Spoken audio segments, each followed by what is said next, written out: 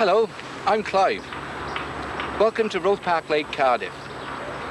Now this video production is aimed at the beginner and the novice. We're going to show you how to start and enjoy the sport. You could of course borrow some tackle, but let's go to our local tackle shop and see exactly how much it will cost us. Good morning, Colin. Hello, Clive. How are you doing? All right. Oh, good. Right, the thing we're going to do here this morning is set up a beginner's rig. Right. Okay? Yep. So, first of all, is there a particular rod that you suggest that we start with? Yes, but what we do with the kids, we start them off with something like this. Right. 13 foot, because they need the length. Carbon, because it's nice and light. And realistically priced. Right. So we put it together. Okay.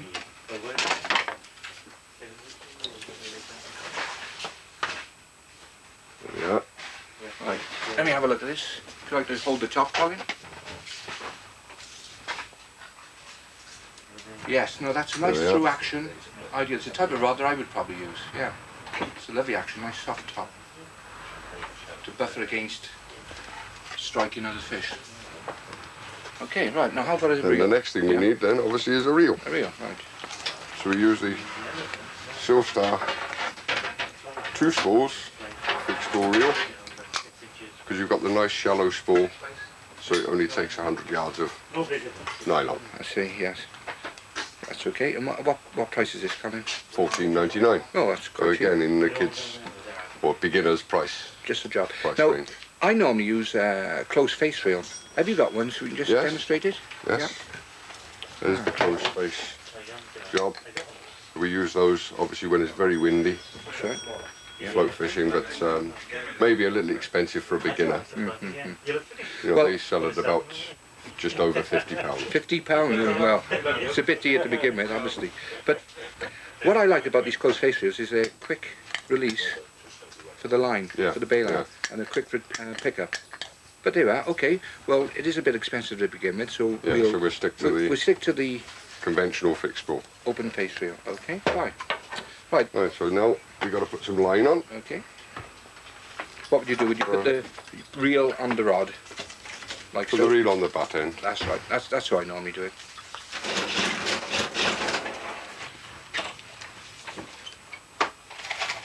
Okay.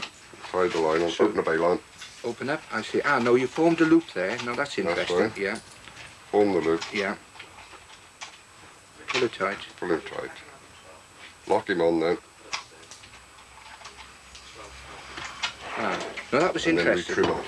That was interesting because I'd always have a problem trying to put start the line on the spool. Right, Okay. now we've got to keep it under a little bit of tension. Yes. Turn it slow. Well, if you like to do that, Colin, I'll hold You it. hold the line. Okay. Now, normally we put a pen through the middle. Pen, Yeah, pen. use your fingers or the use a float. Yeah, well, There that's we are, just as, anything round. yeah, anything like that. Bit of tension, Bit of tension, and you just and we just wind it on. wind it on. Okay. Very good. There we Okay, are. that's it. Super. The float back. And then when you're not using the reel, you've got a little line guard there, Ah, just no, to clip your nylon in no, that's so it interesting. doesn't all come Yeah. unravelled. That's very good. That's a good idea. Because otherwise you could use elastic band, couldn't The you? elastic band Yeah. is another method. Very good. So we're all set now with our rod and we're all set with the reel. So now, Now how we've about got to tackle up. tackle up with some floats? So normally we'll do a lake setup first. Okay. So this is a sort of float with the insert so you can see the bites. You know, this is the Clive Branson Of course. inserted Waggler. waggler. Okay. Now we attach this to the bottom only, don't we? Yeah. Okay, so we'll demonstrate how to attach the shots onto the line using silicone Using the sleeve. silicone. Okay, because of So because of the new shot these days, they're rather hard. So if we put a silicone sleeve on the line, it doesn't bite into the line. So the first thing you've got to do is cut 2 small pieces of silicone. Okay. do recommend you use scissors, not a knife. Yeah.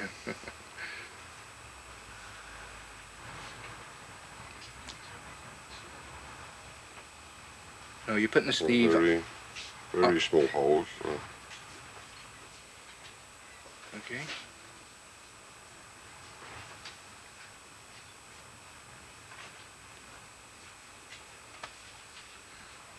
I touched on all that, clever call. So you keep telling me.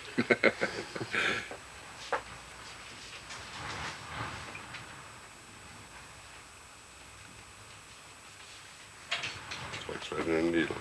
That's right, yeah. Okay. Yeah. Well, we put the second one on after we put the float on, obviously. Oh, I see, of course, yes. Actually, there's another way to do it, Colin. Rather than 2 pieces of silicone, I use one longer piece and just thread the long piece on and put that actually into the middle. Do you understand? Yeah. Yeah. And you can lock the shots on either way, on either side. And sometimes, as long as you don't lock the shot too tight, you can actually slide it up and down the line. Yeah, well, I find you can slide it with using the 2. Yeah, okay, well there's 2 ways then, there's 2 methods. Different methods. Yeah. Okay, if you like to put the other piece of silicone on.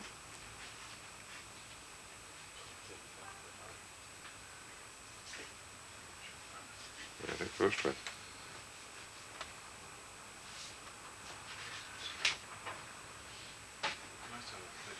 There we are. Right. Now if I hold So that the there. next thing, that's it. You hold that there. So we've got to put the shots on. Now this float takes 5 AAs.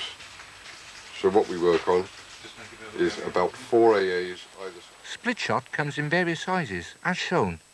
These are now available in non-toxic materials to protect the wildlife.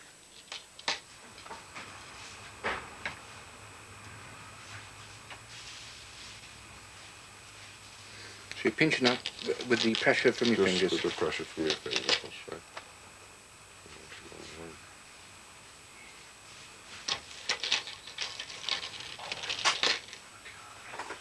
2,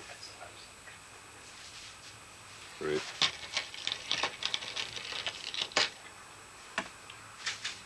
There we are. 4 AAs. Okay. Now that should shot the float to about there. About there. And then we use dropper shots then to sink it down so you can spot your bites. Okay, fine. Now this reel line is 2.5 pound. Now presumably we're going to put a tail on there now.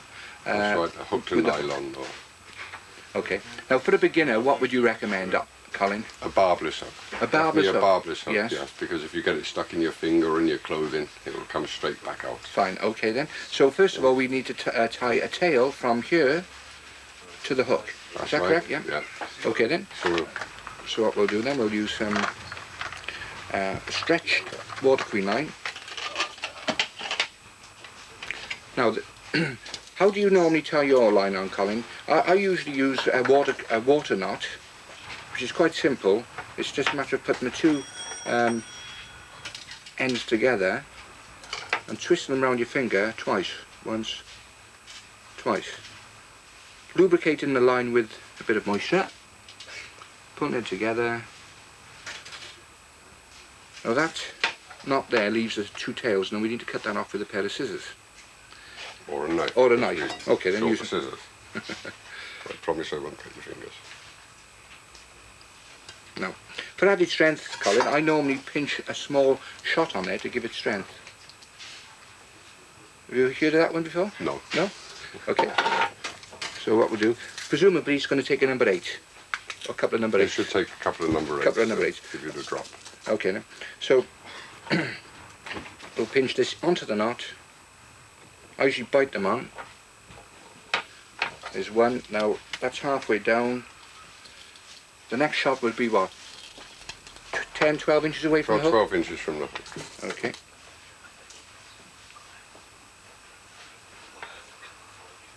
Right, so there you go. So now we need the hook.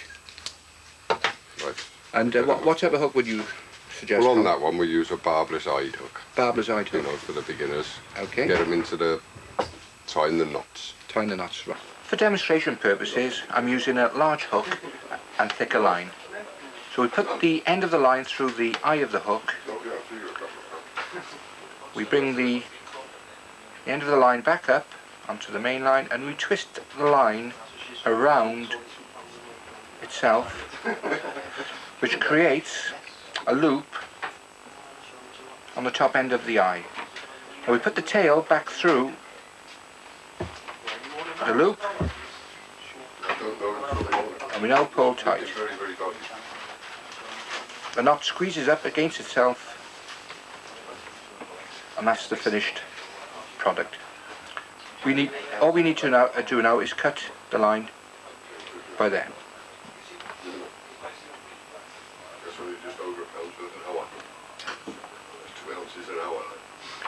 Now I'll demonstrate the spade end. I will now demonstrate how to whip the line onto the shank of the hook. Create a loop with the line, put in the hook into the loop, hold in the line and the shank, and twist the line so we whip it, the line and the shank together. We then hold the line and the shank, put the tail back through the loop, and pull tight. Bring it up to the top of the spade, like so, and there's the finished product. Making sure that the line is coming from the inside of the hook.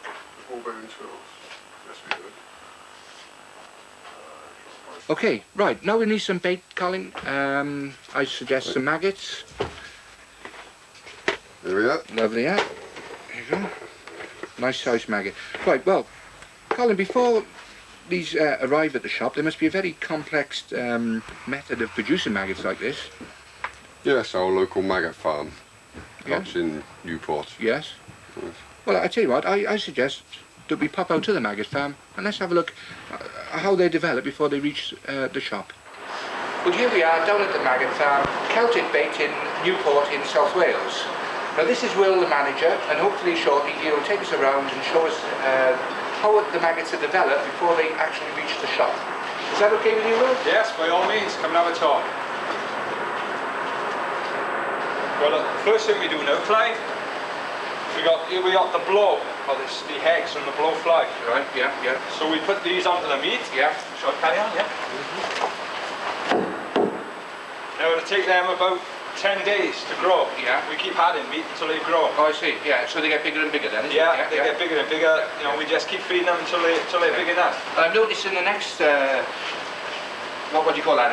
Next pit, Pit, back, right, yeah. pit, yeah, yeah. Yeah, well, here's some are just a bit older. They were Yeah. put in there the day before yesterday. Yeah, You know, they were they're sort of, bigger. you know, I that's see. grown like. And on the next one they're even bigger again? Yeah, they keep going up in stages, you know, I see. until they finish. Yeah, and over there I've noticed you've got them all up on like a huge sieve.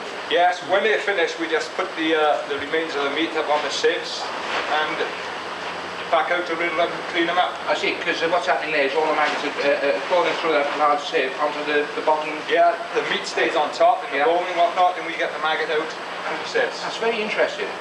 Right, well, what's the next stage? Well, the next thing we have to do is clean them.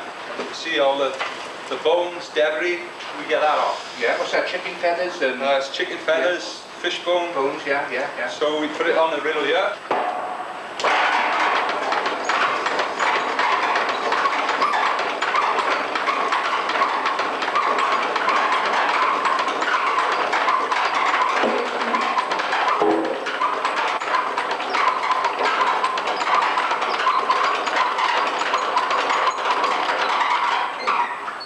What's the next stage now then, Will?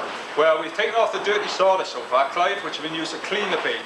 Yeah. Now we're going to take off the bones and the feathers. Right, okay, how do you do that then? Well, we put them on this riddle here. Yeah. It's basically the maggot just crawl through the wire mesh, yeah, yeah. leaving the bone and the debris behind. Just like a normal maggot sieve, isn't it? Yeah, exactly the so- same, yeah, just a bit bigger. And they all crawl through to this tray. Yeah, underneath, and they come out nice and clean now at the bottom. Incidentally, Will, I've noticed these are yellow. How do you manage to get them coloured like that? Well, it's a special dye that's been Yeah. specially developed for maggot breeders. Yeah, yeah. And what we do, we dye the food. Oh, I see. We dye the meat and the maggot actually, it's internal then, it won't rub off around here. Oh, so when the maggot actually eats the meat, the colour's inside, not on the outside? Yes, it's inside, so it's, you know. I noticed you've got some red ones here as well. Yes, there's some red ones there as well. We do red, you know, bronze, you know, the normal colours like. Super. Yeah, I noticed you've got some normal white ones by here. Yes, of course, good old whites. Yeah, these are obviously the most popular, I would imagine. Yes, more whites than anything else. Yeah. And I noticed, you know, this black spot on top of the maggot. What is that? Is that a feed spot, isn't it? Yes, that's the feed. They call it the feed sack. It's you know, it's what their last meal like. Yeah, that's their last meal. Very good. Yeah. Good. Well, I'll have a couple of pints of these off you shortly anyway to go fishing. Yeah. But tell me, before they turn into a chrysalis, what do you do? Do you fridge them up? Do you? Yes, of course. We got fridges outside here. We take them into to keep them under control, or otherwise they go walkies. Of course, yeah. Before you sell them to the shops. Yes, they're cool and ready for the shops. Okay. Well, do you want to show me that? Yeah, certainly. If you come out here. Right. But here we are. Well, this is a big enough fridge anyway, isn't it? God. Yes, very cold through side. Yeah. You see the frost coming out of my mouth here? Yeah. But obviously it's not too cold. It's not below freezing. No, it's right on freezing. I see. Yeah. And it keeps the growth rate of the maggot down. Basically it just stops them nice and fresh as they are, you know, ready for the shops in the morning. For the morning, yeah. And tell me, how many gallons of maggots you say you do in a week? We can't do 1,000 gallons. 1,000 gallons, God, blimey. So really, you've got a lot of maggots, and you've got a couple of fridges like this. Yeah, we got 6 fridges, big fridges like this. You need them as well, like, you know. Yeah, great. Yeah. I see all the maggots are slowed down. The crawling rate is slowed down. Yeah, well, these are still a little bit on the warm side. Yeah. You know, they haven't long been in here, these maggots, but by the morning they'll be, you know, very cold and won't be moving at all. Good, I see. Right. Of course, once they do start aging, they turn into a chrysalis, don't they? No? Yeah, the castor, yes. Which we call a castor, which is a very popular bait. Yes, very popular. Should we have a look at that operation, Will? Yes, certainly. Let's go and have a look at the castors. So here we are, Clive in the castor operation, Yeah. What happens exactly here then? Well, basically we put the maggots, when they turn into a castor, on these wire sieves. Maggot goes down through a funnel into the tray, and the castors stay on top. They're lovely golden colour, aren't they? Yes, they're a nice castor. Beautiful. Yeah. So tell me, I mean, this isn't all the secrets, is it? There must be a lot of other secrets in turning maggots and breeding maggots in castors. Yeah, well, there is, yes, but it's it's taken me a long time to learn it. And, you know, we don't like to give too much away, you know. And obviously this is trade only anyway. Yes. Oh yeah. So really, we're giving an insight to anglers that they'll probably never ever see in their lifetime. No, well, the public aren't allowed here anyway for health reasons. We can't have public here. Like. That's okay. Well, we're very grateful for you today, then, Will, for showing us exactly what you can show us, of course, on the maggot operation and the castors. So if you could furnish me with a couple of pints of castors and maggots, and I think we'll do spot of fishing. Right, great. I might come with him. Okay, well, lovely. Well, now you've seen the basic equipment that you need for the sport, all for less than £100. There are 1 or 2 other main items that you probably need, such as a box to sit on for comfort. Keep net is very important, so that when you catch the fish, we put the fish into the net for safekeeping, so that we can release them at the end of the day's fishing. A landing net to our left, making sure that it's easy accessible. We use a landing net to scoop the fish out of the water in case the fish are too big to swing out to hand. A rod rest to put the rod on.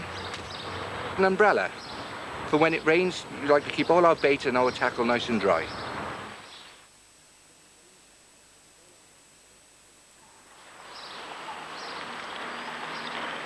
I am now going to tie the float rig, which is already set on the winder that we set up in the shop, onto the main reel line. So again, I'm going to use a water knot, which is a double knot, once, twice through, pulling it tight, just cutting off the 2 tails. Okay, making sure I've got about a ½ inch of tail showing. I'm now going to unravel the float from the winder, and as we already know, the shotting pattern is correct. The hook is tied on the tail like so, and now what I'll do now is put the plummet on to save time, onto the hook, and now we're going to plumb the depth. It is important that you know the depth of the water in your swim. Plumbing the depth correctly will place the bait just on the bottom. This is one of my favourite shotting patterns. This particular shotting pattern eliminates tangles when casting, so that the bottom shot and the hook does not flick back and catch the second shot. This also allows you to detect a fish taking the bait on the drop. A fish taking the bait early will make the float rise up in the water.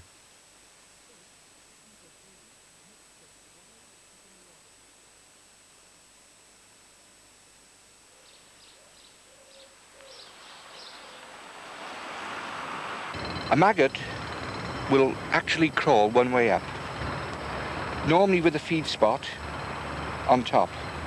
So if that's the case, we need to hook the maggot a certain way.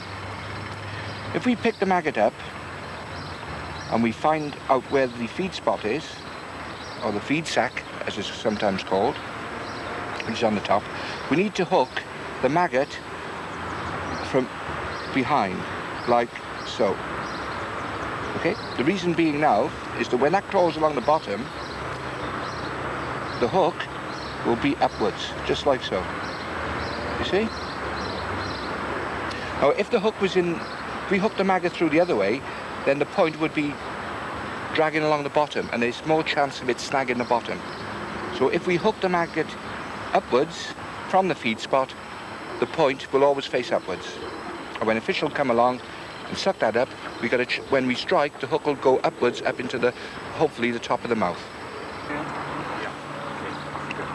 Another way of hooking maggots is through the mouth. Now, normally we do that when we get shy bites.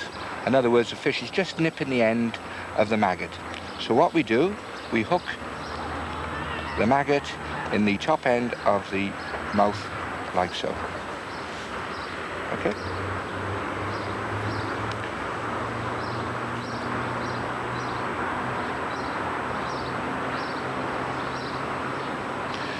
Sometimes when we fish double maggot, we top and tail them. In other words, we hook a maggot through the mouth and through the two eyes at the top. That gives a crawling away and a crawling to effect. Okay?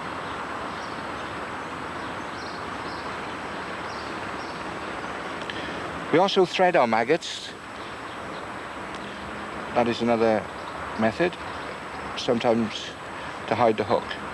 What we do, we hook the maggot from the top and we push the maggot up the shank of the hook. So the whole of the hook is concealed within the maggot.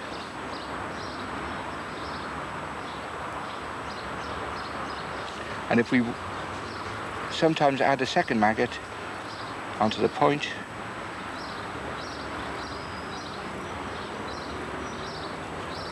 like so. Yeah. It's another attractive way of hooking the maggots. This is the way we hook a caster. I like to conceal the hook right inside the caster, like so. What we do, we enter the caster through the top end, we pull the caster round, with our thumb we just push the spade into the caster so it's completely concealed. Okay?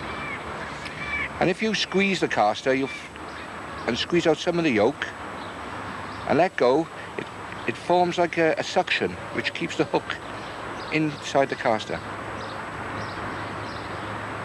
So when you cast, you float out, the caster stays on the hook.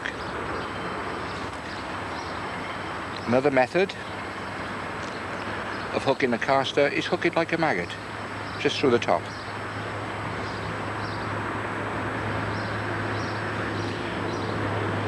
Double casters again.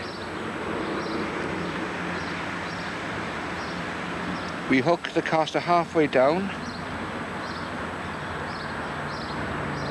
and then through the top. So you've got a double caster bait.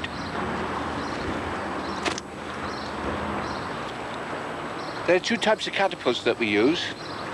This one is a pouch catapult, and this is for spreading the bait over a wider area.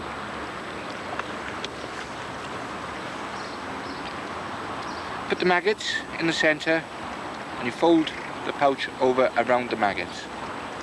You eye up your baited area, you stretch elastic, pull, let go.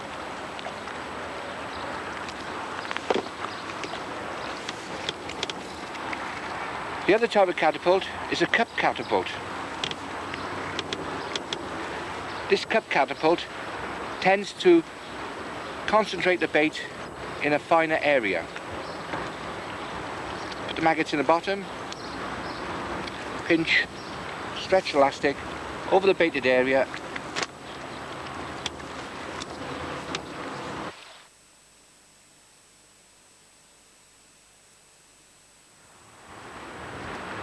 The wind's picked up slightly here now.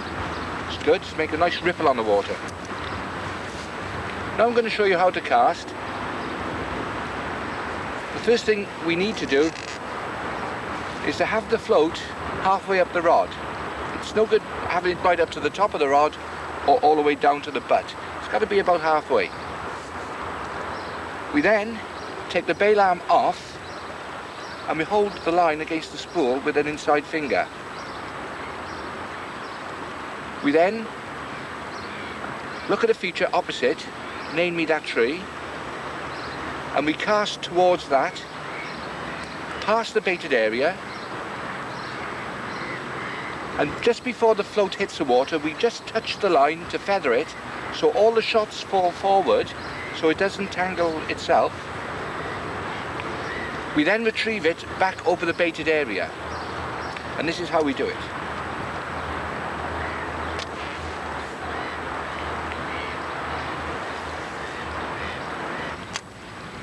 We now put the tip of the rod into the water and retrieve it back over the baited area.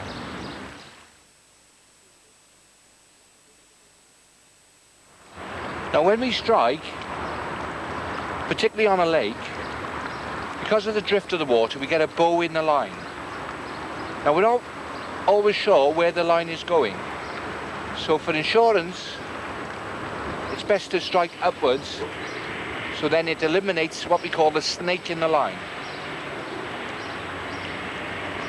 And this is how we do it. We wait for the bite, and then we slowly pull in to the fish. We do not strike as the word suggests.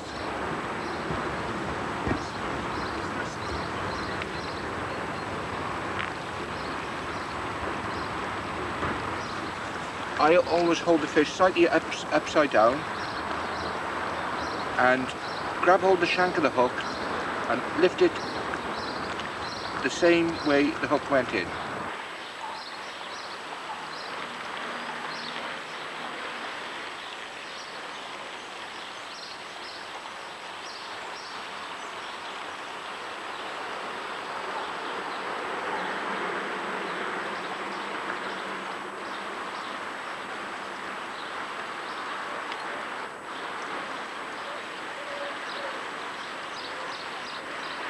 This fish is coming in quietly.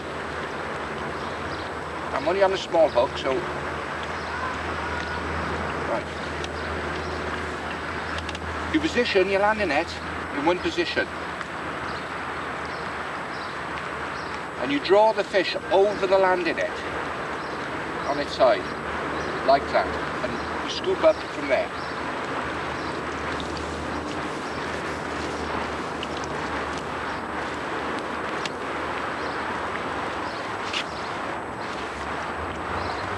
Now this fish has actually swallowed the bait. So what we're going to do is show you how to use a disgorger.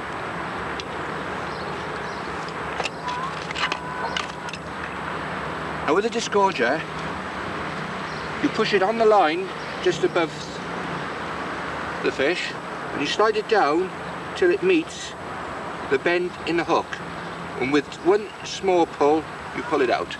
Okay? That way you look after the fish's safety. Place the fish gently into the net.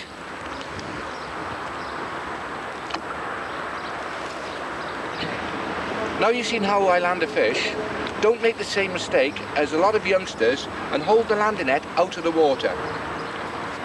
I've seen them try and land a fish and put the fish into the net, out of the water. The secret is to hold it still, slightly under the water, and draw the fish over it. And then just scoop out gently.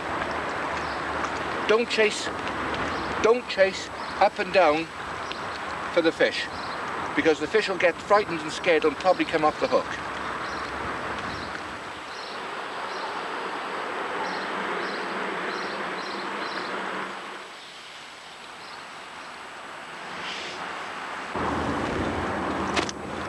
As you can see, I'm catapulting quite regular. The bait has got to keep going through the water little and often to attract the fish to come to the swim. Don't fire the maggots everywhere. Keep it in one place all the time and let the fish come to you.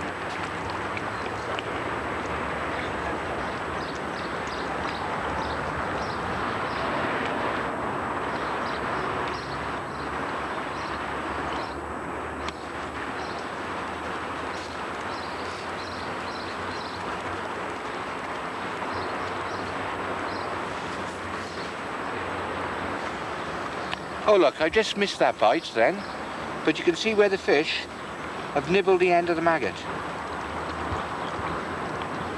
So what we've got to do now is put a new fresh maggot on.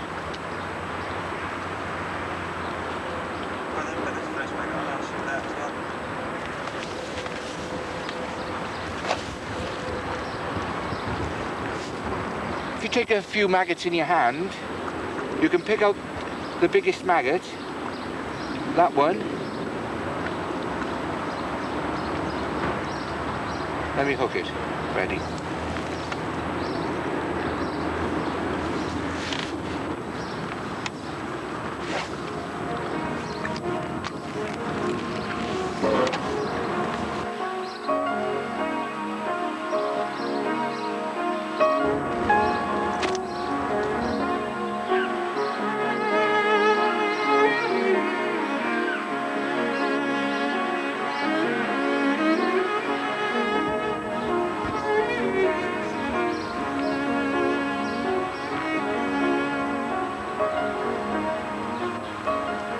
Now, as you can see, the fish has swallowed the hook, and what we do, we keep a tight line.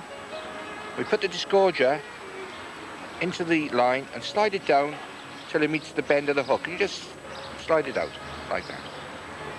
Okay.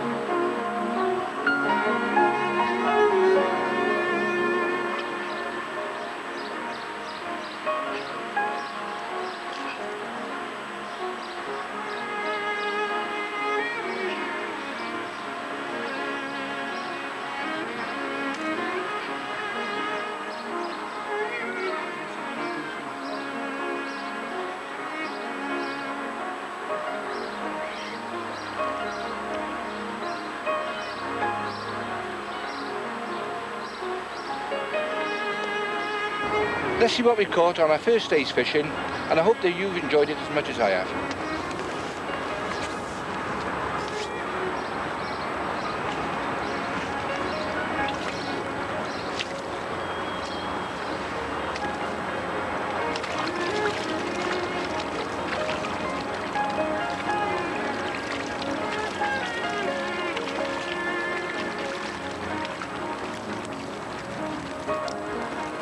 Right, what have we got here then? Some nice prime roach. About 5 or 6 pound. Not bad for a couple of hours fishing. Here we go. Put them back nice and gently.